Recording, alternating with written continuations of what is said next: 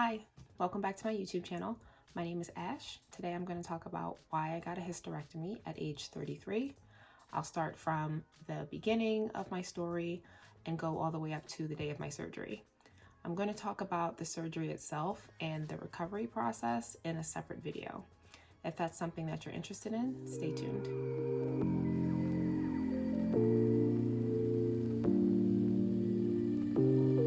Just a little disclaimer before I start this video. I am going to talk very candidly about my own personal experience. So if you are squeamish, this video might be a little difficult to hear because it was a pretty rough time going through all of this, but I definitely want to speak as candidly as possible so that if anyone else is going through something similar or is having the same symptoms and you can relate, then maybe this will be helpful. So for context, I am currently 8 weeks post-op from my hysterectomy, and I have to say it is probably one of the best things that I have ever done in my entire life.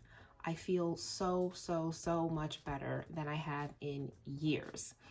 So let me tell you about how I got to this point. My story starts back in 2018. During this time, I noticed that my periods started getting heavier and heavier, and I was having really painful cramping, which was worse than anything I'd ever had before. I would be at work and I would get my period, and when I tell you I would be seeing stars, that's how painful the cramping was. I knew that there was definitely something wrong, something out of the ordinary, because even though my periods had always been a little bit heavier than what I think people have normally, it had gotten significantly worse over the course of a couple of months.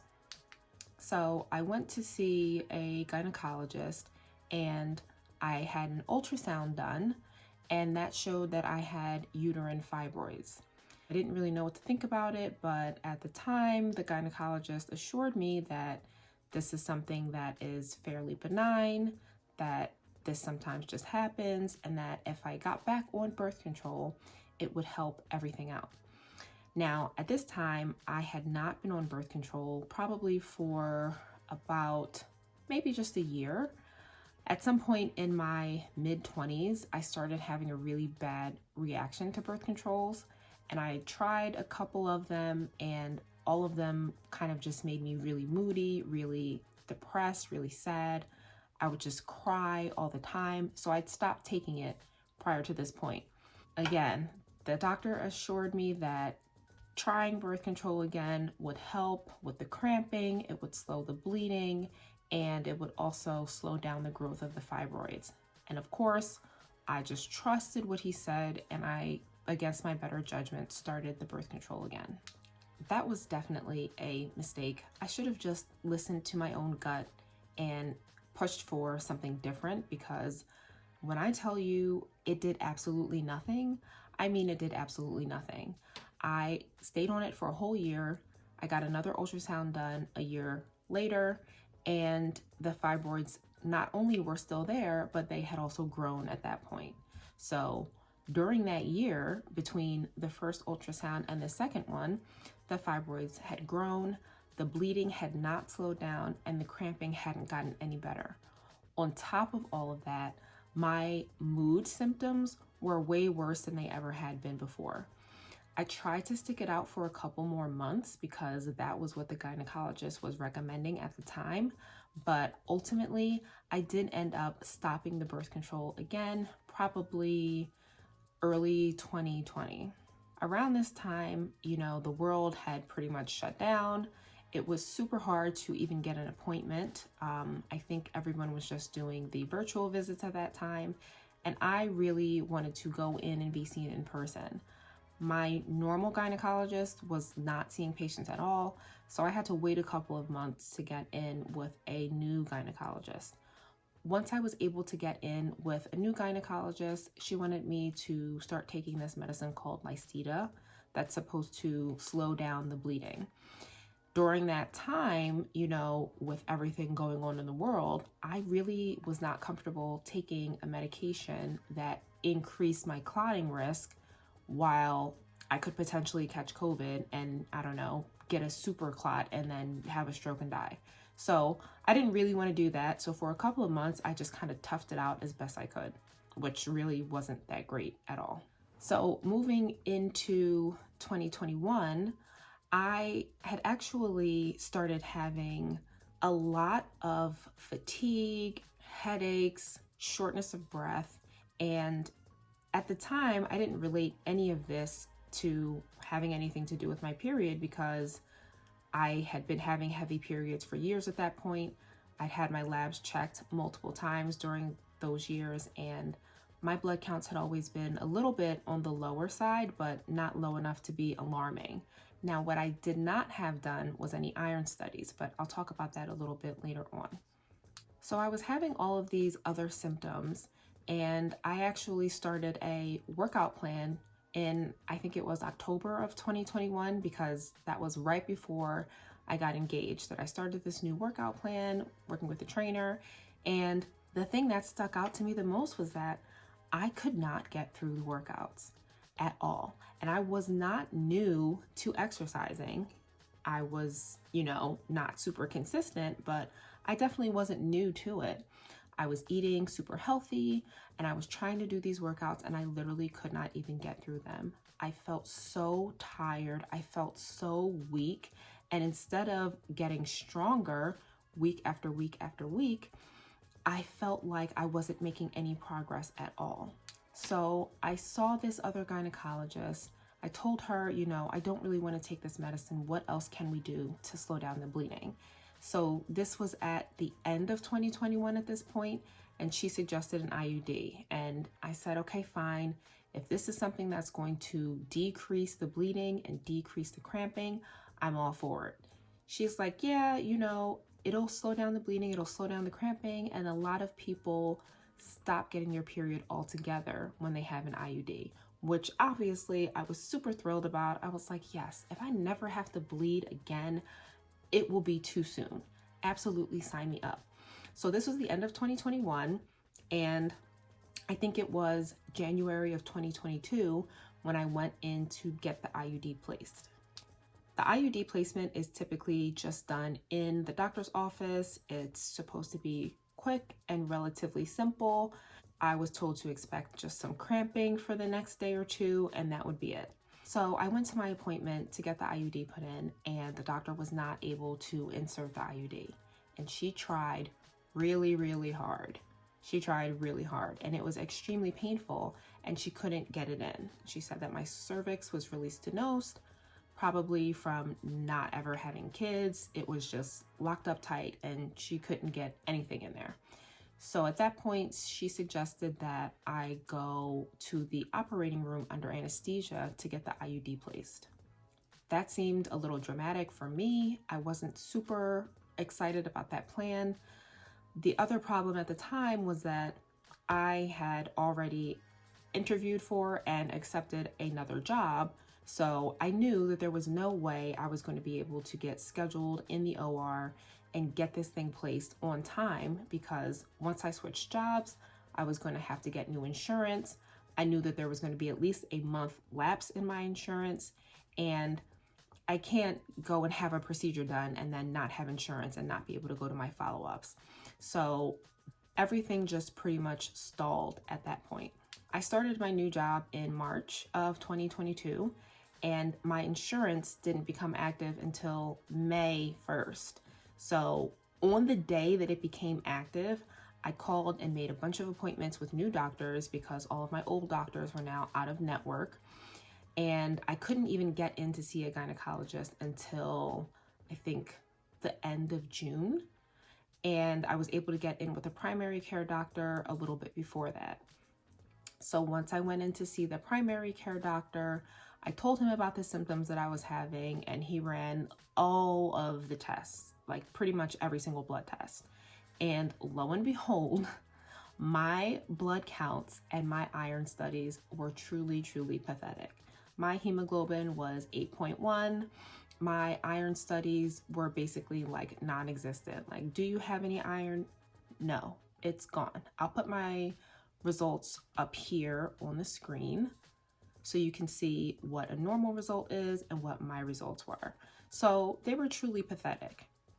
This made perfect sense because I had been feeling absolutely terrible, but it happened so insidiously that I didn't even notice it was because of my bleeding from my period.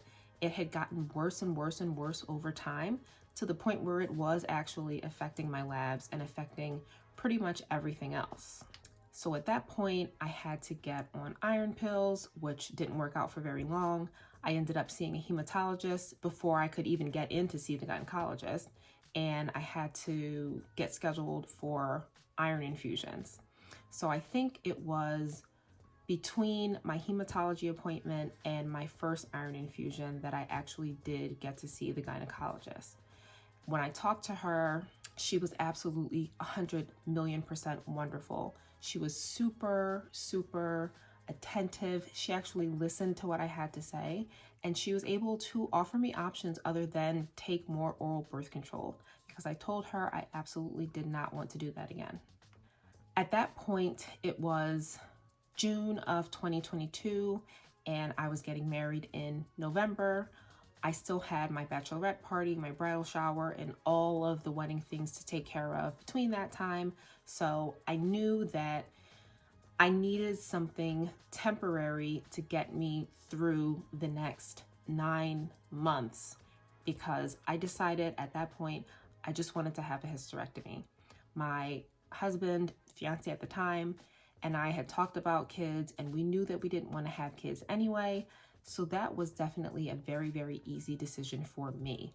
I don't want kids. I want a hysterectomy. I don't ever want to deal with this again. She was totally on board. I really appreciated that she listened to what I had to say and didn't try to push me towards something else to maintain my fertility that I didn't want anyway. So at that point, we were just discussing a plan of what we could do in the meantime to hold me over until I could have surgery. There were a couple reasons why it wasn't going to happen right away.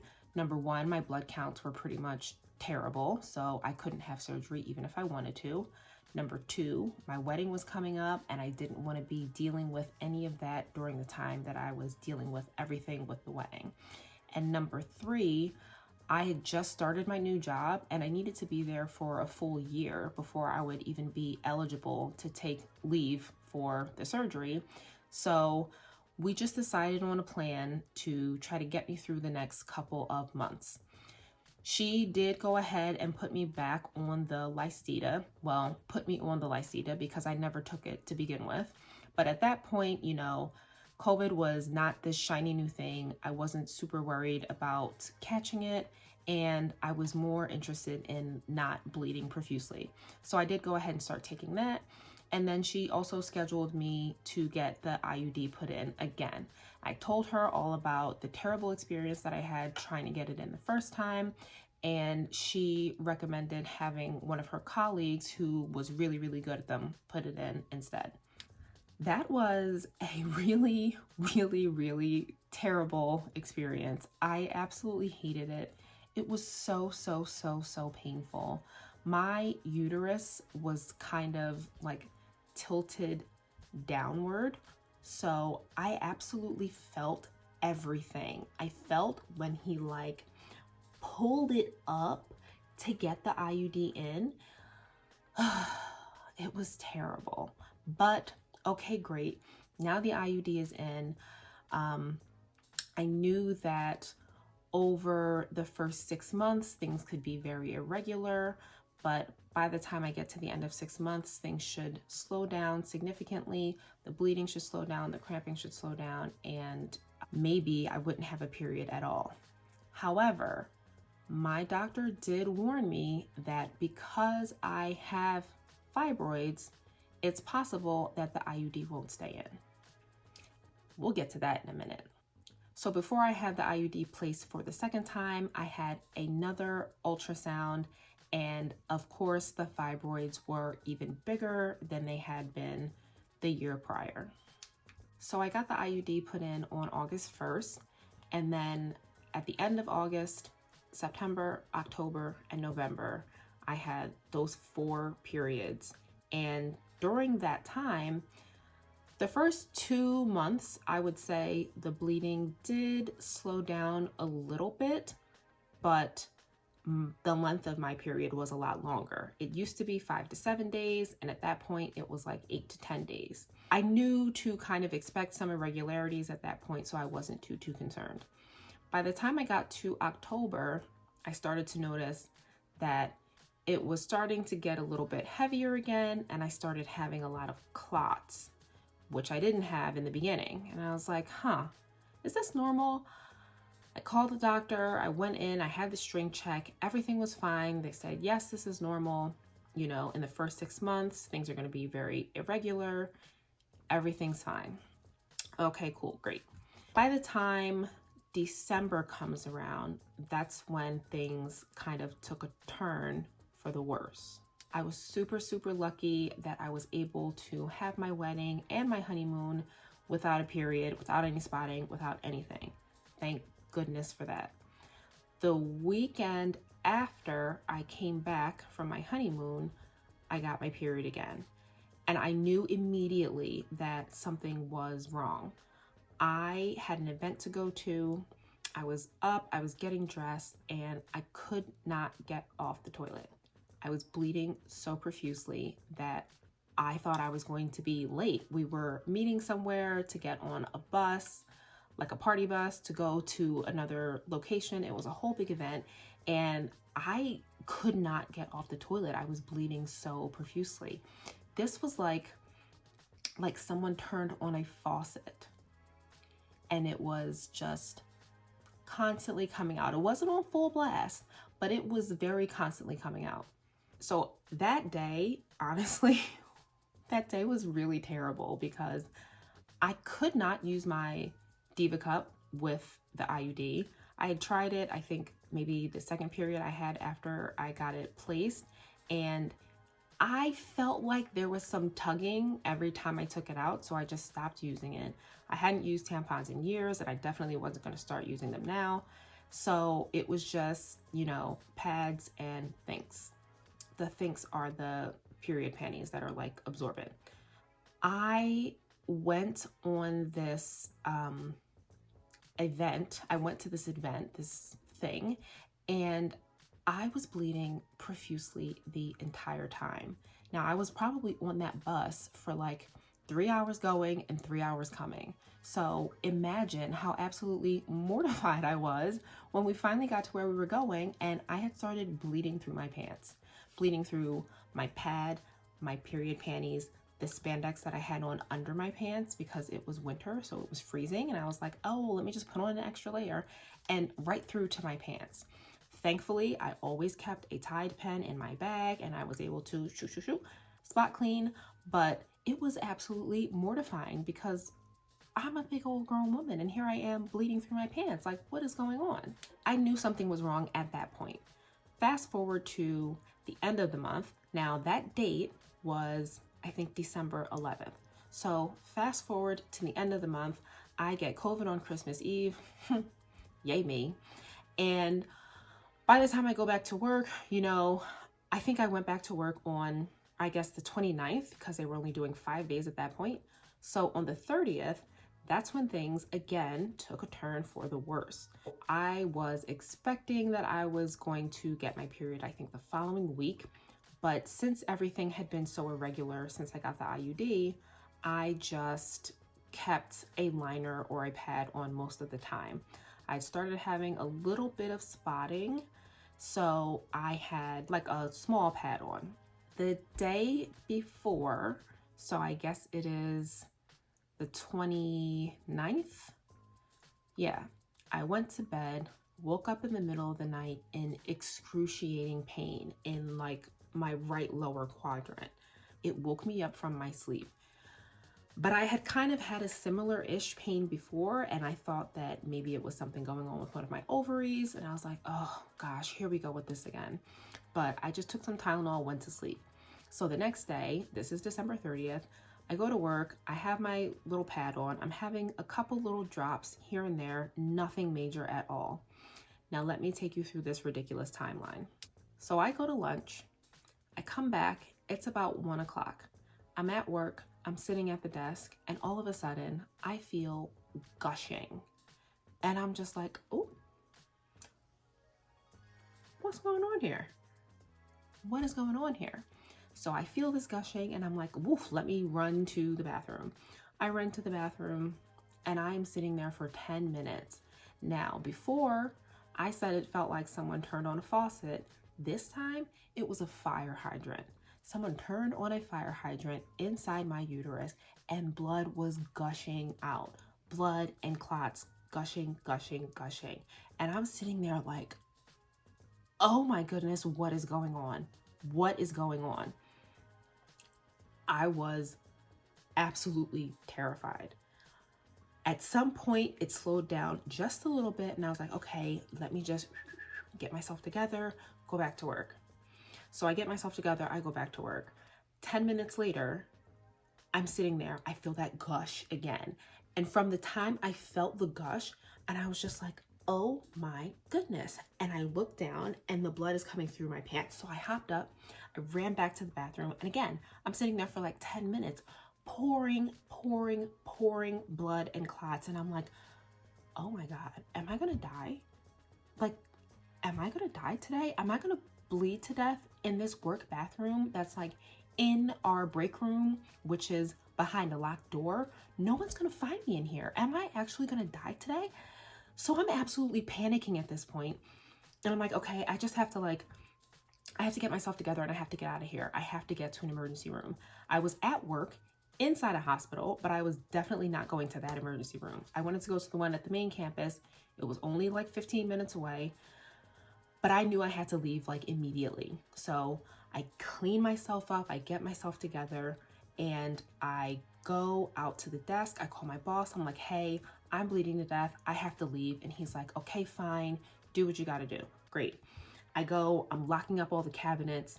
And this is probably maybe 5 minutes after I left the bathroom. And at this point, I'm gushing again. And I'm like bleeding through my pants.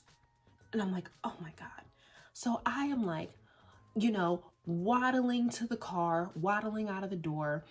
I call my husband and I'm like, something's really wrong. I'm bleeding to death. Like, I need you to take me to the hospital. I'm coming home. I only live less than 10 minutes away from this hospital. And the other hospital is like, 12 minutes from my house. So everything was super close. And I felt well enough that I could get home and have him take me to the other hospital. So I get home, I get out of the car. It's a freaking murder scene. I come home, I take everything off again. It's just an absolute bloodbath. It's a total murder scene. So I get cleaned up again. I get, padded up again. We go to the hospital and it was just so terrifying. By the time we got to the hospital and I went to get out of the car, I was shaking. I lost so much blood so fast that I felt weak. I felt lightheaded, I felt shaky, and I was also absolutely terrified. Like, I was scared out of my mind. I thought they were gonna rush me in for emergency surgery. It was truly the most terrifying moment of my life. So once I got into the ER, I got put in a room pretty quickly, I think because I had COVID and they didn't want me to be out in the hallway, but I probably was in there for 3 or 4 hours before a doctor even came in. We're not even going to talk about that though. So they ordered blood work. They sent me for an ultrasound, and the blood work showed that my hemoglobin had not dropped that much. So they weren't all that concerned, even though I was bleeding absolutely profusely. The ultrasound showed, well, I never got an actual official read on the ultrasound while I was at the hospital, but I did insist that this ER doctor call the on-call gynecologist, because he wasn't even going to call him. He's like, well, your blood counts didn't drop, so there's really not much we can do. Absolutely not. I want you to call somebody who actually knows what's going on here and have them come and assess me. Unfortunately, what I got was the on-call gynecologist, who was, some old man. And he comes in and he's like, oh, I'm no radiologist, but I looked at the ultrasound and it looks like your IUD is in good position. We're going to get to that in just a minute. Your blood counts aren't really that bad, so I don't think you need emergency surgery right now. And you're still such a young woman. You don't really want to have a hysterectomy. What if you change your mind and you decide to have kids? And I'm telling him, I'm like, I'm not going to have kids. So like, if you need to take this uterus out of me right now, please do so, because I'm not going to have kids. Now my husband's with me at the time as well, and he like keeps looking over at him, and I'm like, I'm talking to you. I'm talking to you about my own body. Like, why do you keep looking over at him? He don't want kids either. Anyway, so basically he didn't do anything and I was sent home. So I spent the rest of that weekend at home with the jumbo, always number 5 humongous pads and adult diapers, because I was bleeding so profusely that there was nothing else that I could put on that I wouldn't bleed through. This went on for probably 4 days of this super duper duper heavy bleeding. And I was not going to take the Lysita during this time because I did have COVID, and I'm not going to take something that's going to make me clot while I have a virus that could also make me clot. It just seemed like a really stupid idea. So I did not do that. I was able to see my regular gynecologist a few days later, and I told her about everything that happened. And she said, well, yeah, of course your hemoglobin didn't drop. It takes a little while for everything to reflect on the labs. So she ordered me more lab work at that point. Once I got those lab works done, lo and behold, my hemoglobin had dropped 3 points. Now, everything was going fine prior to this incident in December.